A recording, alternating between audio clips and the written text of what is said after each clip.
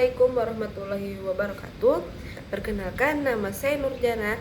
Saya sebagai moderator dari kelompok 8 akan memaparkan materi dari mata kuliah Bahasa Indonesia yang berjudul Membangun Konteks, Menelusuri, dan Menganalisis Teks Proposal.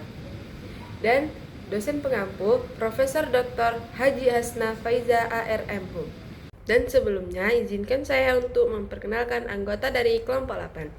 Yang pertama ada Nayara Salsabila, dan yang kedua ada Navita, dan ada rekan saya yaitu Nur Fadila, dan yang terakhir dengan saya sendiri. Di dalam judul ini juga terdapat isi materi. Isi materi yang pertama, pengertian teks proposal, tujuan dan fungsi, menelusuri teks proposal dan membangun teks proposal, dan yang terakhir ada kesimpulan. Apa sih itu teks proposal? Teks proposal adalah rencana yang dituangkan dalam bentuk rancangan kerja dan bukan untuk rancangan kerja saja. Ketika akan melakukan suatu penelitian, skripsi, atau kegiatan di luar akademik, itu juga termasuk dalam teks proposal. Teks proposal dibagi menjadi dua bagian, yaitu proposal penelitian dan proposal kegiatan. Proposal penelitian digunakan untuk pengantar ketika menyusun skripsi, sedangkan proposal kegiatan digunakan untuk mendapatkan persetujuan pelaksanaan kegiatan atau meminta bantuan dana. Untuk tujuan teks proposal itu sebagai bahan usulan, rancangan, atau penawaran. Sedangkan tujuan teks proposal untuk melaksanakan suatu penelitian yang lebih lanjut seperti skripsi dan tesis. Kata pengantar dalam teks proposal itu adalah apresiasi penulis terhadap tulisannya. Jadi, kata pengantar dalam teks proposal ini, dia itu letaknya setelah halaman judul, dan bagian ini tidak bisa digabungin dengan bagian lain. Kata pengantar dalam teks proposal itu meliputi beberapa hal. Yang pertama, ada kata pengantar itu merupakan apresiasi penulis. Yang kedua, kata pengantar itu merupakan ucapan terima kasih penulis kepada seseorang. Setelah itu yang ketiga, merupakan gambaran umum dari halaman judul hingga ke uraiannya. Yang keempat, ada merupakan harapannya itu agar mendapatkan dukungan dari berbagai pihak. Yang kelima, itu ada harapannya untuk mendapatkan kritik dan saran yang membangun. Setelah itu ada pun tujuan dari kata pengantar tadi, yaitu adalah agar dapat menarik minat para pembaca. Adapun contoh dalam kata pengantar, contohnya seperti ini. Segala puji bagi Allah Subhanahu wa Ta'ala karena telah memberikan nikmat yang berlimpah ruah sehingga penulis dapat menyelesaikan proposal ini dengan tepat waktu. Salawat berangkaikan salam tidak lupa pula kita curahkan kepada junjungan Nabi besar kita Muhammad sallallahu alaihi wasallam dengan ucapan Allahumma shalli ala sayyidina Muhammad wa ala ali sayyidina Muhammad. Adapun tujuan dari penulisan teks proposal ini adalah mempelajari bagaimana penulisan skripsi pada Sekolah Tinggi Ilmu Farmasi Riau agar mendapatkan gelar sarjana. Pada kesempatan ini, penulis hendak menyampaikan ungkapan terima kasih kepada berbagai pihak yang telah memberikan moral dan moral sehingga penulis dapat menyelesaikan teks proposal ini.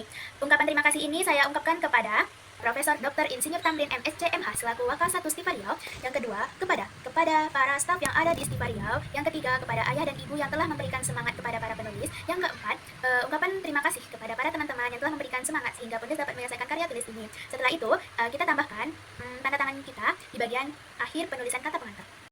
Membangun konteks teks proposal, yang pertama ada merekontribusikan teks proposal, yaitu menyusun teks proposal dengan struktur tanpa mengubah hal-hal yang penting. Jadi merekontribusikan teks proposal ini, kita itu membaca dan memahami teks secara teliti, kemudian kita ringkas menjadi hal yang penting, serta menggunakan kaidah bahasa Indonesia yang baik dan benar. Yang kedua, ada menyusun teks proposal secara mandiri. Tentukan dulu jenis teks proposal apa yang mau kita gunakan. Ada beberapa jenis teks proposal. Yang pertama itu ada penelitian, yang kedua itu ada bisnis, yang ketiga itu ada kegiatan. Untuk itu kita harus mempertahankan strukturnya. Yang pertama, strukturnya itu adalah latar belakang. Yang kedua, ada rumusan masalah. Rumusan masalah ini digunakan ketika kita itu menggunakan teks proposal yang berupa penelitian. Yang ketiga, ada tujuan dari proposal. Yang keempat, ada metode dalam pelaksanaannya. Yang kelima, ada penutup. Menyusun teks proposal berdasarkan genre makro, maka kita ikuti dulu struktur yang ada dalam teks proposal ini, seperti ada pendahuluan, ada tata pelaksanaan kegiatan, dan ada penutup. Jadi dalam penyusunan teks proposal berdasarkan genre makro ini merupakan eksposisi dan deskripsi kita untuk menyampaikan tujuan dari teks proposal tersebut. Rangkumannya itu adalah pemadatan poin-poin penting yang ada dalam teks proposal itu tanpa menghilangkan ide-ide pokok. Baiklah teman-teman, selanjutnya saya akan menjelaskan mengenai bagian awal yang terdapat di dalam teks proposal. Itu yang pertama ada halaman judul, jadi judul itu harus dibuat dengan menarik dan jelas. Lalu yang kedua adalah latar belakang, itu adalah rancangan atau urutan kegiatan yang akan dilaksanakan.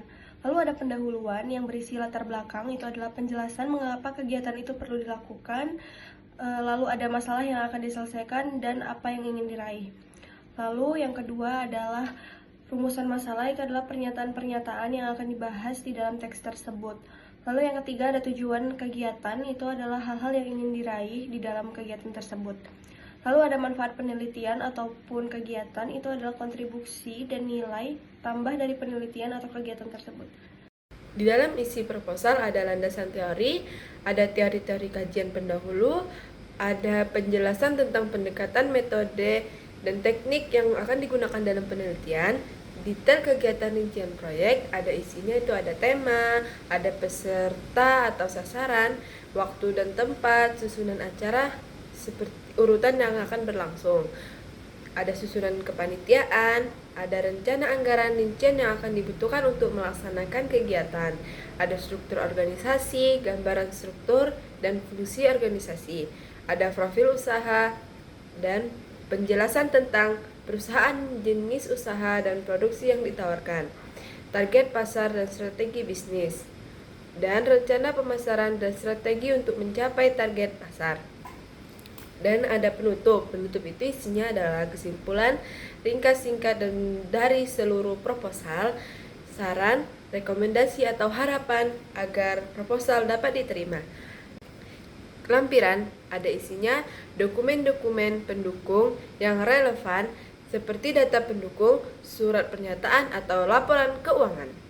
Yang terakhir ada kesimpulan.